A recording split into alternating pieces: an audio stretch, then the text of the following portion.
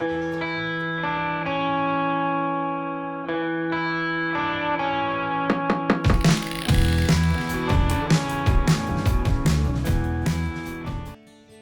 everyone, Mike here from Bikes by Mike with another cycling related video. I'm really excited about today's video because it's new bike day. I'll be unboxing my 2024 Cannondale Scalpel LAB71, reviewing the build specs on this model and telling you what I like and don't like about its features. And since I've ridden the 2019 Cannondale Scalpel for the past 5 years, I'll tell you why I chose to stay with a Scalpel instead of going with one of the other bikes on my wish list. I'll talk about the ride quality of the LAB71 in a future episode. Okay, let's get to it. First things first, this is not a sponsored video. I didn't get this bike for free and didn't get any special treatment. I bought the bike with my own money, so if I don't like it, I'll tell you so. Today's video has 4 parts. I'll start off by telling you why I chose the LAB71 over other bikes on my wish list. I'll then go over the build specs on my model. I'll tell you about the bike's geometry and compare it to the previous generation model. And lastly, I'll give you my overall rating and final thoughts on this bike.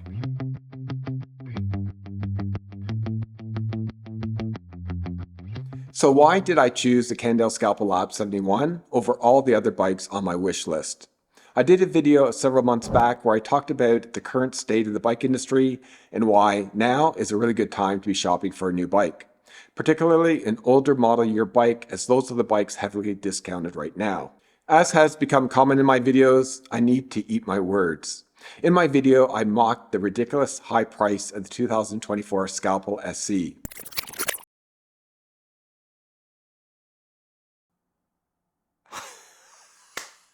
Good one! And while the Scalpel was one of 13 cross-country mountain bikes on my wish list, it was only the 2022 high mod version that I thought I could get at a reasonable price, not the uber expensive LAB71 model. While I've been tracking prices on current model year bikes since late last year, I hadn't seen much of anything on sale. I expected this as current model year bikes never go on sale at the start of the season. But I did find the Cervelo ZFS 5 marked down by 35% at a bike shop close to me, which was one of the 13 bikes on my wish list. It was loaded with top-of-the-line components including SRAM, XX Eagle, Access electronic group set, and ultra-light race wheels. I was one click away from buying it, but thankfully I chickened out. Basically for 2 reasons. First, while Cervelo is well known for the road bikes, this is the first mountain bike they've ever produced. And I'm always hesitant buying first generation anything, as typically you see a lot of refinement in subsequent models. The second reason I didn't go with Cervelo was my concern with the future resale value of the bike. Cervelo mountain bikes simply aren't as well known as more established brands like Cannondale, and I just don't think there are that many riders seeking them out. Which may also be the reason why you see so many ZFS 5s listed for sale right now. So back to my Cannondale Scalpel LAB71. I bought my bike from a shop called Cicli Matteo located in Italy. I just stumbled across them as they came up in my YouTube feed. Typically, I wouldn't buy a bike from outside Canada because the shipping costs, brokerage fees, and import duties usually eat up any savings to be had by buying overseas. Import duties alone on complete bikes entering Canada is typically 13%. But this is one of the few times I was able to get a better deal outside Canada. Let me show you how good of a deal it was. What complicates matters is that Cannondale is offering different build specs in different parts of the world based on consumer demand in those countries. So the build specs on the European model, which is the LAB71 I bought, is different than that sold in Canada. The Canadian version is spec'd out just slightly better in a couple of ways, namely the wheel set with DT Swiss 180 hubs versus the 240 hubs on my build. The Canadian version also has a one-piece system bar and a dropper post. But for me personally, the European version is better as it comes with a 110mm travel lefty carbon fork, which isn't offered in Canada. Most come with 120mm travel with a high mod version in 100mm. Plus, with no system bar, my cables are not routed through the headset, which eliminates a huge hassle. Putting these small differences aside, let's look at what I paid for the European LAB71 versus a version sold in Canada. My LAB71 purchase from Cicli Matteo was on sale for €8,143, which was 32% off Cannondale's suggested retail price. I paid €120 for shipping and another €100 for their deluxe mounting and bike testing option, which brings the net price of the bike to €8,363. While I was expecting to be hit with 13% Canadian import duties, for some reason I was not, which was fantastic. But I did have to pay a €50 brokerage charge and also 13% harmonized sales tax. This brings my all-in grand total to €9,491 or 13,858 Canadian dollars. Yes, that's a whopping big price tag, but it doesn't sting quite as much when comparing it to what I would have paid right here in Canada. Since the bike isn't on sale here, I'd be paying the full MSRP retail price of €12,999. Let's stick to euros for now. I'll convert it to Canadian dollars in a moment. Let's assume I purchased it from my local bike shop, so no shipping costs or bike testing fees. No duties are payable since I'm buying it within the country, but I am still paying the 13% HST. This brings the gross price of the LAB71 to, steady yourself, €14,689 or 21,447 Canadian dollars. By me purchasing the bike through Cicli Matteo in Italy, I saved $7,589, which is 35% off the Canadian price. And that's on a premium current model year bike heavily discounted at the start of the season, which is very unusual. Plus, the price I paid is less than what I would have paid for Cannondale's high mod Ultimate Scalpel. That model comes with their next level down high mod carbon frame, a slightly lower spec wheel set with DT Swiss 350 hubs, and SRAM's previous first generation XX Axis group set. So not as premium of a build as my LAB71.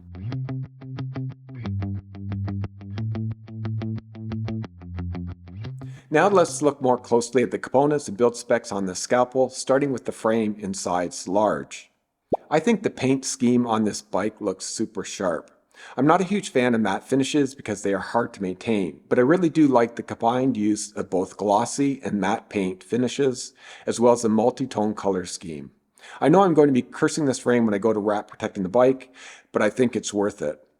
By the way, I'll be frame protecting this bike shortly, and we'll document how to do that in a future episode. The LAB71 uses Cannondale's highest grade Series 0 carbon fiber layup, which saves 300 grams over the less expensive Series 1 and high mod carbon frames. The redesigned rear triangle now uses flex stays on the chain stays, which is basically a flattened piece of carbon. By comparison, many brands using a more traditional horse linkage design use pivot bearings on the chain stays. Beyond being lighter, stiffer, and maintenance-free, Cannondale claims the new design improves traction, braking, and pedaling performance. As I do service my frame bearings myself, having a few less bearings to replace is really nice. Interestingly, this European version uses a press-fit bottom bracket compared to a threaded BB found on the Canadian version. Personally, I like press-fit BBs. They are both lighter and cheaper than the threaded varieties, plus I know how to service them. The rear shock is a Fox Float Factory Evil, with a beautifully equipped Kashima coating. The lefty Osho carbon fork is one of the reasons I stayed with the Scalpel model.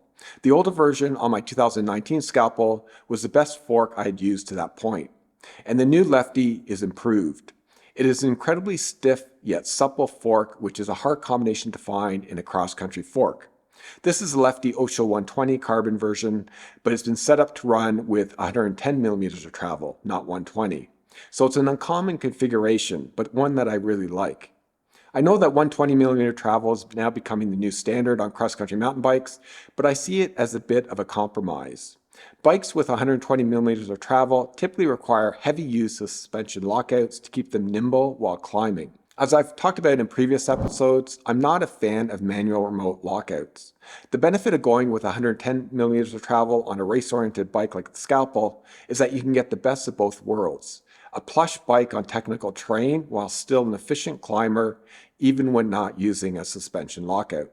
Cannondale is obviously confident in the bike's ability to be ridden without remote lockouts, as only my version of the Scalpel, the LAB71, comes equipped with both fork and shock remote lockouts. Others either have nothing or just a shock remote. Moving on to the group set, it's SRAM's top-of-the-line mountain bike drivetrain, the Eagle XX Axis T-Type. Oops, sorry. SRAM's not calling it a drivetrain anymore. It's a transmission. T-Type is SRAM's newest generation Axis with their almost indestructible direct mount rear derailleur that disposes of the need for a derailleur hanger.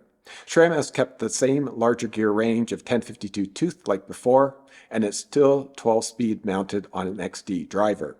SRAM has added what they call an X-Sync narrow-wide profile throughout, which is supposed to make shifting smoother and more deliberate. This is the main reason the new T-type components are not backwards compatible with the first generation Axis.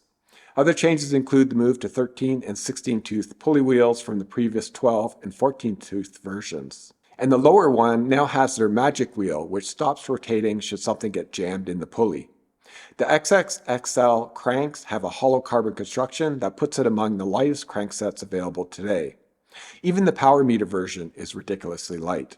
The LAB71 has SRAM's top-tier level ultimate hydraulic disc brakes with 180mm rotors up front and 160s at the back. This is a 4-piston model, which is nice to have when running smaller rotors like these. By comparison, my 2019 Scalpel has a 2-piston level brakes on 180 and 160 rotors, and while they are adequate, they get stretched to their limit in hard braking situations. The handlebar and stem are both Cannondale 1 models. Not much to speak about with those components, except, as I mentioned earlier, my build does not route cables through the headset, which is nice. Unfortunately, the brake and remote lockout cables do clutter up the front end of the bike, which isn't great. Cannondale needs to clean up this design in the future. The cable integrated system bar doesn't improve matters much, as the cables still stick out over the handlebars. The saddle is a Prologo Dimension NDR. I'm going to replace this with my own Physic Vento Argo 3D printed saddle. To save money and weight, the brand has gone with the Cannondale C1 carbon seat post and no dropper post for this particular build. This will be an annoyance for a lot of people, but since I don't use a dropper now, I can live with it for the time being. Plus, I want to hold out until better and less pricey options are available on wireless dropper posts. Finally, let's talk about the wheel set. My build comes with Cannondale's proprietary hologram XC-SL27 tubeless ready wheels. Rims are laced with DT Swiss competition race spokes. It has a DT Swiss 240 hub at the rear and Lefty 60 in the front. These are very nice wheels and not ones I'd ever find the need to upgrade. The entire bike with my egg beater pedals weighs a stealth 23.4 pounds or 10.6 kilograms.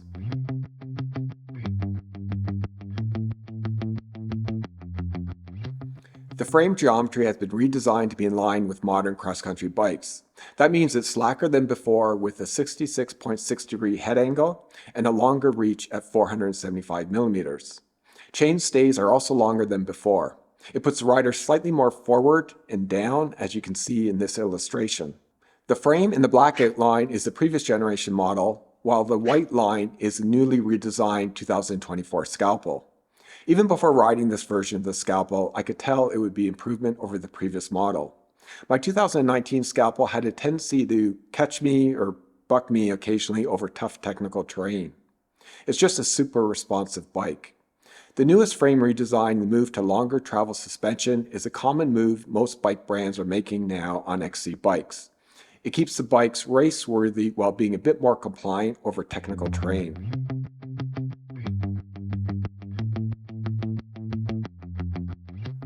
So what are my final thoughts on the Scalpel LAB71? What did they get right and what should they improve? I have to say that it is spec'd out with super premium components all around. Except for adding a dropper post and a power meter, there really isn't much that can be improved on this build. I know I've mentioned this many times in the past, is that I'm a huge fan of Shimano drivetrains. And I absolutely am. Their XTR mechanical group set for mountain bikes looks better and shifts better than any other Gruppo on the market. But with electronic shifting becoming the norm these days, I can't help but acknowledge that XTR is starting to look and feel a bit dated. Nobody expected we'd still be waiting for Shimano to come out with electronic competition to SRAM Axis, but here in 2024, we still are. Maybe that speaks to how little importance Shimano is placing on its mountain bike component lineup. Like it or not, SRAM drivetrains are stocked on pretty much all mountain bikes these days, and there really isn't a good alternative, at least not for premium group sets. And just like the way I feel about my Shimano Di2 road group set, I expect I'll get the same feeling with my SRAM Axis. That electronic shifting is an absolute must to have.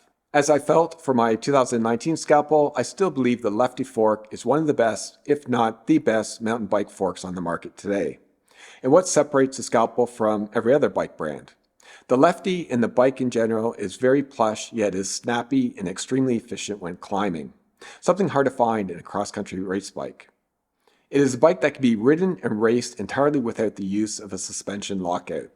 Again, not something that all bikes in this category can accomplish.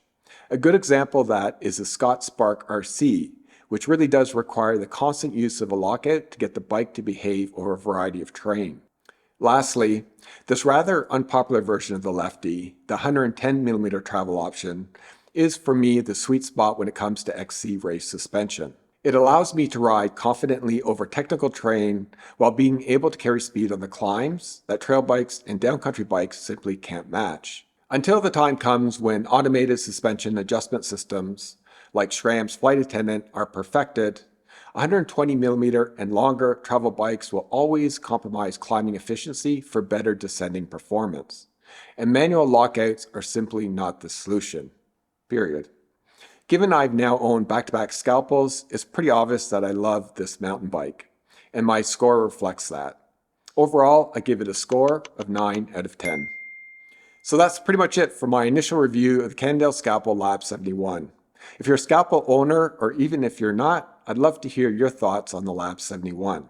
What do you like or dislike about it? And how do you think it compares to other cross-country bikes? Leave a comment below.